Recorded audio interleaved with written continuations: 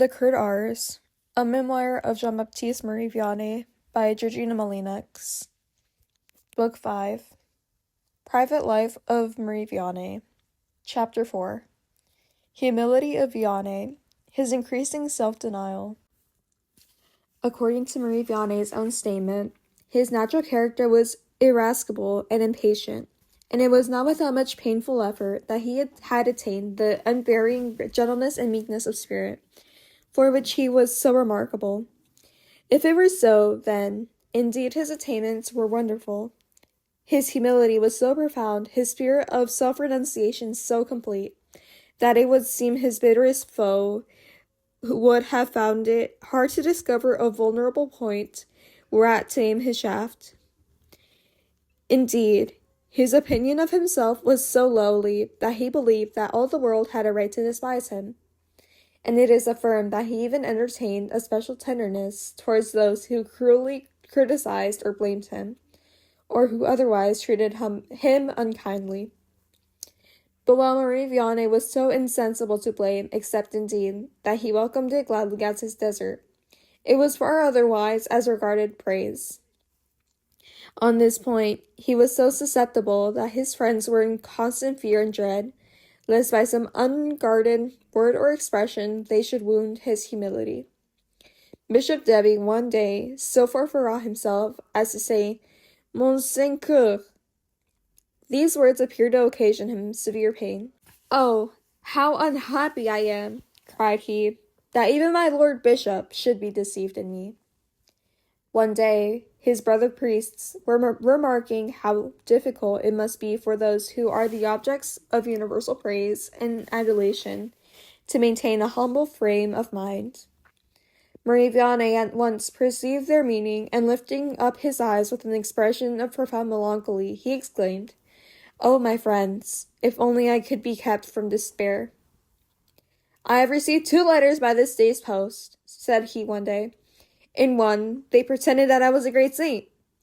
In the other, that I was a hypocrite and a charlatan.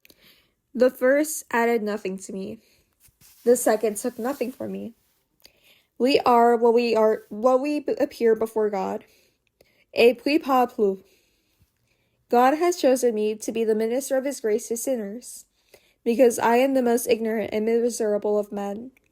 If there had been a more contemptible priest in the parish than myself, he would have been preferred before me." In the mind of Vianney, humility constituted the first and chief Christian virtue, that one, indeed, without which he deemed every other impossible. "Marie the Cure, what should a man do in order to become a true Christian?" One asked of him. "My friend, he must learn to love God." "And how to attain to this love of God?" "Ah, my friend, humility. It is our pride which prevents our becoming of saints. Pride is the chain of the chaplet of all the vices. Humility, the chain of the chaplet of all the virtues." Alas, it is difficult to conceive how so poor a thing as humanity could be tempted to pride. The devil one day appeared to Saint Macquer, armed with a rod as though he would be prepared to attack him, and thus addressed him, "All that thou dost, I do also. Thou fastest, I do not eat. Thou watchest, I never sleep. There is but one thing which thou dost, and which I cannot do." And what is that?" "Humble myself," replied the devil, and he disappeared. Ah, my friend, there are saints who put the devil to flight by simply saying, "Que je suis misérable." But it was at least, as much by his example as by his teaching, that this remarkable man attained that empire over the hearts and minds of his countrymen and brethren in the Romish Church, which he so long exercised. His imperturbable kindness and gentleness under the most trying provocations, his modest and simple deportment in the midst of the acclamations of the admiring crowds, which never ceased to throng his footsteps, made a more vivid and lasting impression than any words could have done. Self-love, indeed, seemed to be so utterly crushed in him, that no personal offense or vexation had power for one moment to ruffle his serene and tranquil patience. On one occasion, when one of the pilgrims had, by her obstinate persistence, needlessly harassed and fatigued Marie Vianney, a stranger who was present, unable to restrain his indignation, rushed out of the church exclaiming, "Je suis en colère pour le Marie le coeur, qui n'y l'est pas." In the luxurious and too forgetful age in which the Cura de Ars lived, he became more and more convinced that even the smallest indulgence in material comfort, must provide inimical to the growth of grace in the soul, and each day he sought to render himself more and more independent of what are commonly accounted the very necessaries of life. He hardly ate, he hardly slept. He wished for nothing. He required nothing. It was almost as if he had nobody. The hearth of his kitchen had never seen the fire. His bedchamber was the only room in the presbytery which bore evidence of a human tenant, and the furniture of that poor chamber, lit by 2 windows without curtains, was not his own. It had been many times sold and repurchased. The images of the Saviour, with the portraits of a few of his best beloved saints, and the likeness of the Bishop of Belley, hung upon the diaplated walls. Opposite the door was a shelf charged with old books, and on the other side an antique chest, the drawers of which contained his provision of crosses and medals. In the middle was a little oak wood table. Although money never ceased to pour in upon Marie Vianney, he set little value upon it, and except as a possible instrument of good, he was utterly regardless of it. Speaking one day of a considerable sum, which he had sacrificed with his usual readiness, he said, "It would be well if they would use it to polish souls, but they will polish only stones with it." One day, by mistake, he lit his candle with a banknote, and when his friends expressed their regret, "Oh," cried he, "I have done less harm than if I had committed the smallest venial sin." "This morning," said he on another occasion to the Abbé Molyneux, "a great lady who had a great deal more than 100 francs on her fingers approached me with these words, 'Marie the Cure, some time since I gave you 100 francs in order that you might obtain my cure. I am not cured. Give me back my money.'" "And you returned it to her?" "Certainly. Fortunately, I had just before received 100 francs in gold pieces, and I immediately went in search of them." "And you made no remark upon the conduct of this great lady?" "On no account would I have done so." "But she is a thief?" "No, it was true. She had given me 100 francs. I remember it perfectly." Marie Vianney was disinterested even with respect to the benevolent institutions which he undertook. A kind lady once offered to share the expenses of some of his charitable enterprises. "I do not wish for your money," said he. "You will easily find an investment for it. You have enough to do at home." Poor Catherine once flattered herself that she had done a good deed by replacing an old clay porridge, which had long been in the service of Marie Vianney, by a cup of less coarse material. He would, however, by no means accept of this luxury, but got rid of it as quickly as possible, saying, "On ne peut donc pas venir à vous d'avoir le pancret dans son ménage." This was one of the last occurrences of his life. Chapter 5. Declining Health of Vianney, His Continued and Frightful Austerities. The Cura de Ars had now reached his 70th year, yet so far from yielding to the claims of his advancing age and increasing weakness, it appears that up to this time he became, if possible, only more and more severe in his treatment of himself. The short nights of only 3 or 4 hours which succeeded his long day's work were now generally passed in pain and weariness. He often confessed that he never enjoyed 1 hour of tranquil sleep, and he was consumed by fever upon his miserable pallet. A cough to which he had been more or less subject for 25 years, now assumed a graver form and hardly ceased to harass him. Frequently, he rose every quarter of an hour from his bed in hopes of finding some alleviations of his pain, and where at length, from utter prostration, his restlessness abated, and he felt that he could have slept. It was the hour of which this poor devoted man, by an effort with which no one to look at him would have believed possible, but which was renewed every night, tore himself from the rest which he had not yet tasted, and resumed with apparent cheerfulness his long and toilsome course of labor. At this time he was so feeble, so suffering, that when he arose from his bed, he was unable to stand without support, and he often fell down on his way from his chamber to the church. Yet still he persevered, and when he reached the confessional, he appeared for a time to triumph over his weakness. Notwithstanding, however, the state of exhaustion to which the Cura de Ars was now reduced, he still exercised such an extraordinary command over himself, that it was only in extreme moments, and when his sufferings were very acute, that his actual condition was betrayed to his friends. One day, M. Charles de Montbrant, on his return to the neighborhood, after a long absence, came expressly to Ars to inquire for the health of the cure. He knocked at the confessional. Marie Vianney immediately appeared and followed him to the sacristy. Marie the cure, my family are anxious to know how you are.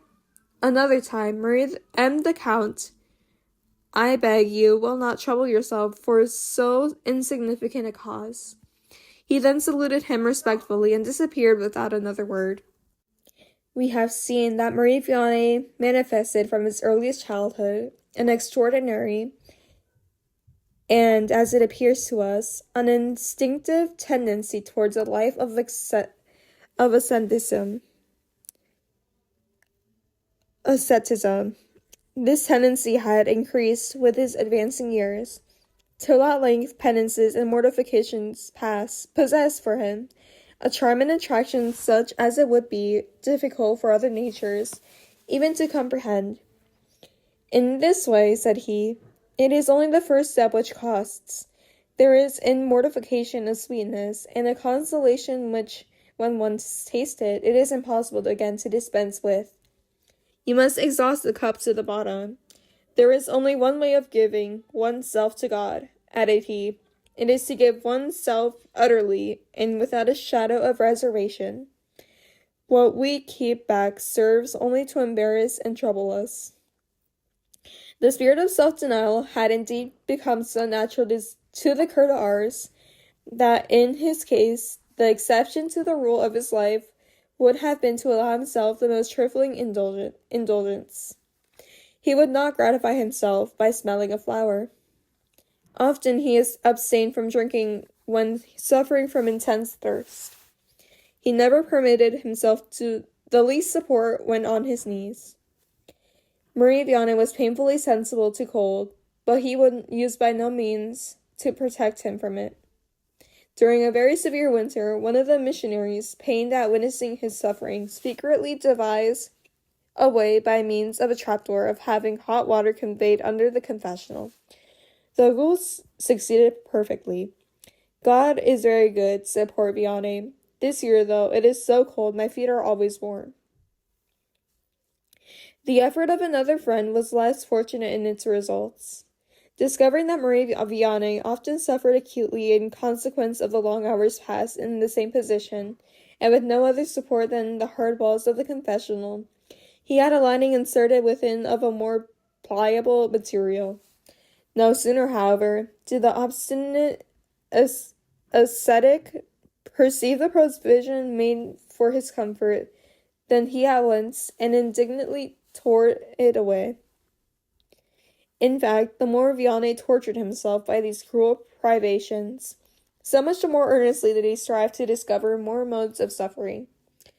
We have before us extracts from a letter written in 1840, containing these words: The spectacle of the sufferings of our Saint Cure is heart-rending.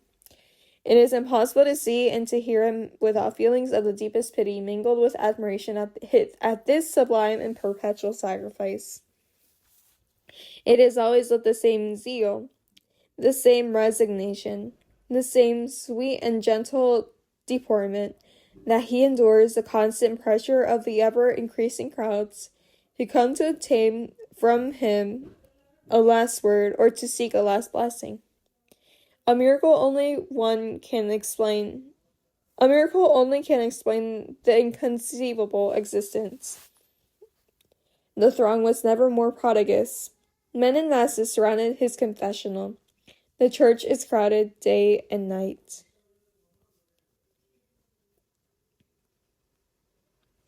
Perceiving one day that the cure coughed frequently during the service, the Countess de Gartz sent him a phial of syrup. "What is that?" said Vianney to the bearer. "Take it back quickly to Madame. Thank her heartily for her kindness, but tell her if she would say a Pater and an Ave for her poor cure, it would be better." During his convalescence, his friends persisted in sending him similar remedies.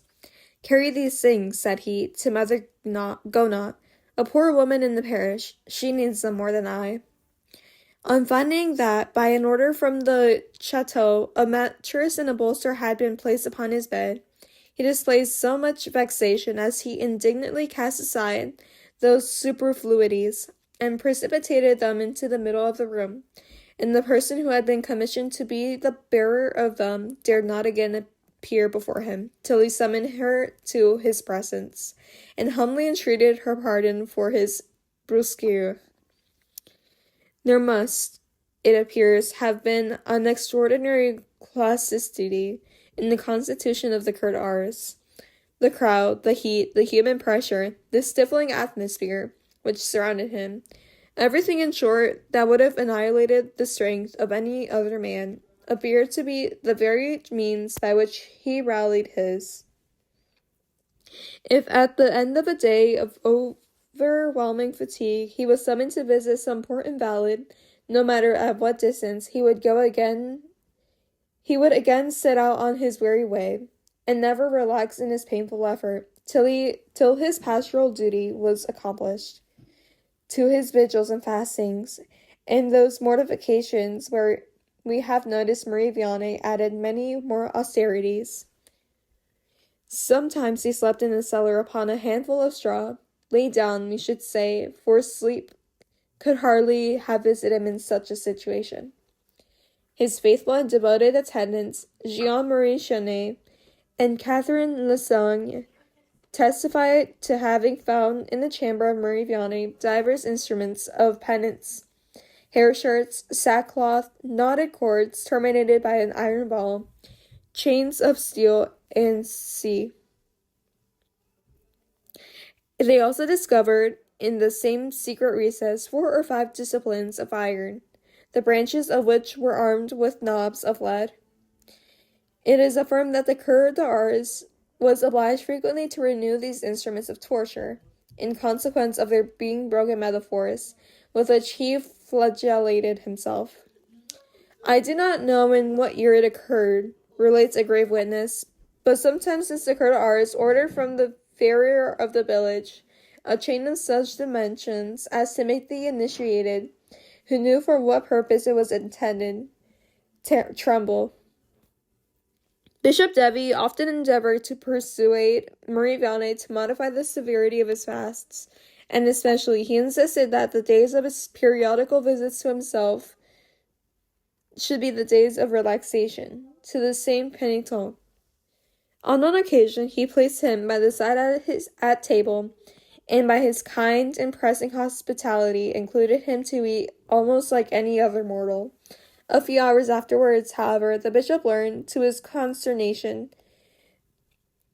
that his paternal solicitude had been the occasion of much suffering to him, who had been the object of it. And with the kindness which is said to have marked his every action, he turned to his cure and said, Fast in peace, my friend. Henceforward, I will never again force you to dine with me. From that time, it was always the bishop who came to visit Vianney at the presbytery, and his successors also continued to show him the same mark of regard and respect. We learned that at a later period than that of which this chapter treats, and during the closing days of his mortified life, the Cura de Ars did in a measure modify the severity of his treatment of himself. Set, he writes the Abbé Molyneux after stating the fact, c'est que cet esprit se fait, et s'il doit avait compris que les infirmités et les maux qui viennent de l'âge sont de pénitence continuelle que Dieu nous réserve, et qu'il choisit infiniment mieux que nous le ferions nous-mêmes. Thank you so much for joining me in these next two chapters 4 and 5. I really hope all of you learned something new about the Cura de Ars, something interesting, and I hope y'all have a blessed day and keep growing in your faith. God bless. Gracias por vernos. Suscríbete al canal de Misión Ruah YouTube ahora para que podamos seguir difundiendo la misericordia de Jesús en el mundo entero. Y no te olvides de compartir, darle un me gusta, comentar y suscribirte al canal para ser un misionero Ruah más.